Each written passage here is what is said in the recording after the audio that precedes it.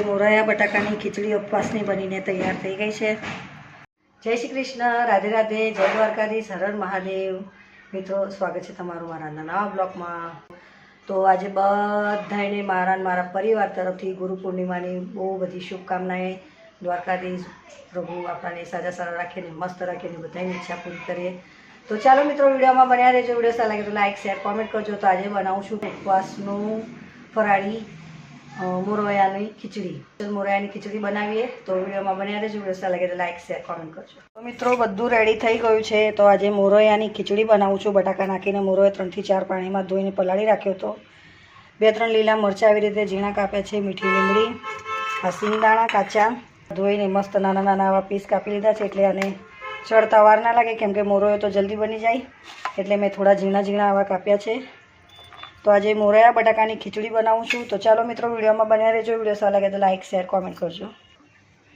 તો ચાલો, પહેલાં આપણે ઘી નાખી દઈએ, જીરું નાખી દઈએ, લીલા મરચાં અને મીઠી લીમડી,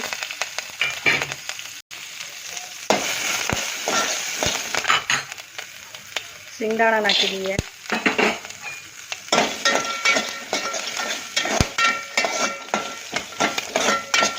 જે બટાકા કાપીને રાખ્યા છે તે હવે આપણે નાખી દઈએ અંદર।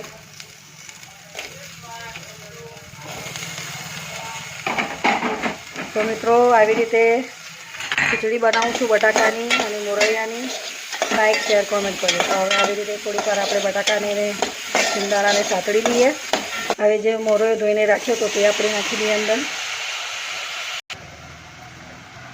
પાણી નાખી દઈએ।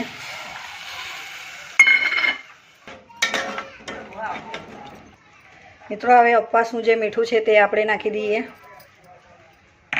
અને થોડીક વાર એને આપણે ઢાંકીને રહેવા દઈએ, ત્યાં લગી બટાકાને બધું ચડી જાય।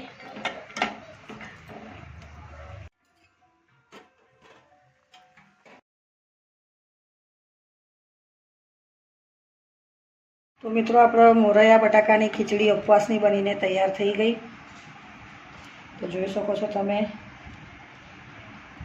મોરૈયા બટાકાની ખીચડી બનાવી છે આજે।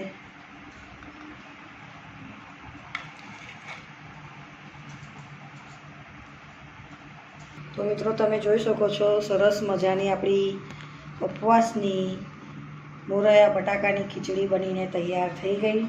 બની ગઈ ને ફટાફટની વાર પણ ના લાગી। ખીચડી મોરૈયાની બટાકાની વિડીયો સારા લાગે તો લાઇક શેર કોમેન્ટ કરજો અને ચેનલ પર સબસ્ક્રાઈબ કરવાનું ભૂલતા નહીં। જય શ્રી કૃષ્ણ, રાધે રાધે, જય દ્વારકાધીશ।